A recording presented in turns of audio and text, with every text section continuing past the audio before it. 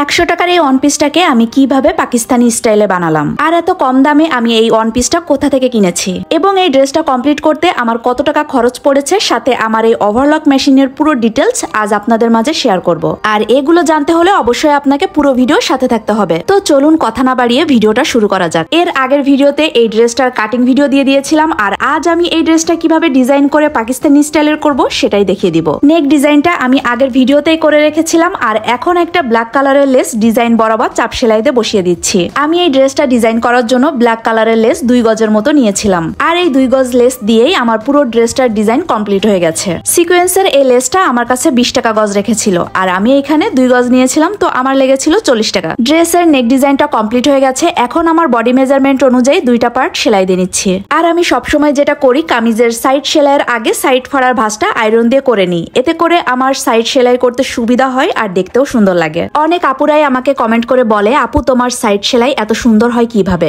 আমি সবসময় এই টেকনিকটা ফলো করি, যার জন্য সাইড সেলাইটা এত সুন্দর হয়। যে ফেব্রিকই হোক না কেন, আমি সাইড সেলাইয়ের আগে সবসময় এভাবেই আয়রন দিয়ে ভাঁজ করে নিই। আপনারাও কিন্তু এভাবে ট্রাই করে দেখতে পারেন, আশা করি কাজে লাগবে। এখন আমি নিচের পার্টটা সেলাই করে নিচ্ছি, আর নিচের পার্ট সেলাই করা হয়ে গেলে জাস্ট লেসটা চাপ সেলাই দিয়ে বসিয়ে দিব। আপনাদের অনেকেরই হয়তো মনে প্রশ্ন জাগবে যে আপু মাত্র 100 টাকা দিয়ে এই ওয়ান পিসটা ঠিক কোন জায়গা থেকে নিয়েছে। সেটাই বলে দিই, এই ওয়ান পিসটা আমি নিয়েছি সাপ্তাহিক মেলা থেকে। আর এই সাপ্তাহিক মেলাটা মোহাম্মদপুর নূরজাহান রোড পানির ট্যাঙ্কির পাশেই বসে, প্রতি রবিবার সকাল 10টা থেকে সন্ধ্যা 7টা পর্যন্ত। তো যারা মোহাম্মদপুরের আশেপাশে আছেন তারা চাইলে কিন্তু এই মেলাতে আসতে পারেন। এখানে আমার লেসটা জয়েন্ট দেওয়া শেষ। এখন আমি হাতাটা কাটিং করে নিচ্ছি। হাতাটা আমি পাকিস্তানি স্টাইলের করে বানাবো, তো সেভাবেই আমি কাটিং করে নিলাম। এখন আমি নিচের দিকে সেলাই করে লেসটা জয়েন্ট দিয়ে ফেলবো। হাতাতে আমি কোনো প্রকার ফলস অ্যাড করিনি, শুধুমাত্র বডি পার্টেই আমি ফলসটা লাগিয়েছি। আচ্ছা, এবার বলি এই ড্রেসটার টোটাল কস্টিং এর ব্যাপারে। এই ড্রেসটার টোটাল কস্টিং এসেছে আমার মাত্র 300 টাকা। অন পিসটা নিয়েছিলাম মাত্র